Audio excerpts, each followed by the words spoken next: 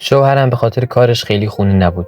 من و پدر شوهرم تنها بودیم تا اینکه یه روز پدر شوهرم رو جایگزین شوهرم کردم تا نیاز منو رفع کنه. ممنون میشم با لایک و کامنت و سابسکرایب از کانال خودتون حمایت کنید. 18 سالم بود که با محسن ازدواج کردم. مادرش سالها پیش فوت شده بود و با پدرش آقا ابراهیم زندگی میکرد. یه خونه 2 طبقه داشتن که پدرش طبقه اول زندگی میکرد و ما طبقه دوم بودیم. محسن مأمور خرید یه شرکت بود و توی هفته 1-2 روز سفر خارج از شهر داشت. مجبور بود توی شیراز بمونه به خاطر کارش.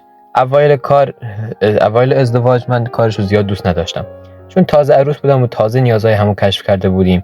شبا بهش نیاز داشتم، دوست داشتم کنارم بمونه، دلبری کنم واسش، ولی متاسفانه خیلی نبود که ببینی. این چند ماه اخیر گاهی 1-2 هفته هم خونه نمی اومد و این منو خیلی آزار میداد. ابراهیم پدر شوهرم آشپزی بلد نبود و من باید هر روز آشپزی میکردم و واسش غذا می‌آوردم پایین. یه روز محسن نبود و منم عادت ماهانه داشتم و روز اولم بود. نتونستم از جام بلند شم و غذا درست کنم که آقا ابراهیم خودش اومد بالا و حالمو که دید فهمید چقدر حالم خوب نیست. گفت اشکال نداره دخترم، الان برای خودت غذا سفارش میدم، برای خودمون غذا سفارش میدم.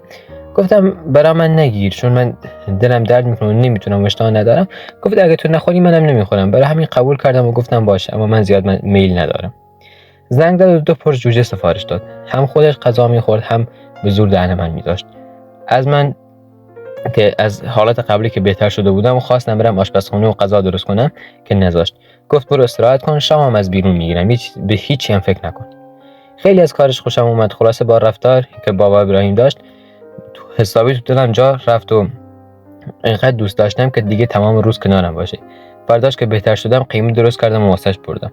البته کلی هم از دستپختم تعریف کرد و خودش رو بیشتر تو دلم جا کرد، چون تا حالا هیچ کس از دستپختم تعریف نکرده و حتی محسن هم دروغ چرا زیاد از دستپختم تعریف نکرده بود. کم کم رابطه‌ام با بابا ابراهیم صمیمی‌تر میشد. به بهانه‌های مختلف نوازشم میکرد، سرمو میبوس و دیگه وقتی که آشپزی میکردم از پشتم بغلم میکرد. منم بدم نمیومد. غرق حرفا و محبت‌ها شده بودم. تازه از اون روز به بعد بغلم میکرد. لباسای لختی هم که واسه محسن میپوشیدم، بالاخره روزای که بابا ابراهیم هم کنارم بود اونم لباسامو میدید و من زیاد لباس نمیپوشیدم، اونم با این که لباسای منو میدید یه جوری راست میکرد. من تشنه بودم و به جای شوهرم به پدر شوهرم چشم داشتم. اونم تشنه بود، این کاملا مشخص بود، اما کسی جرأت شروع کردن نداشت. یه روز شلوار خیلی تنگی پوشیدم و تصمیم گرفتم شروعش کنم. داشت تلویزیون نگاه میکرد که رفتم روی پاش نشستم.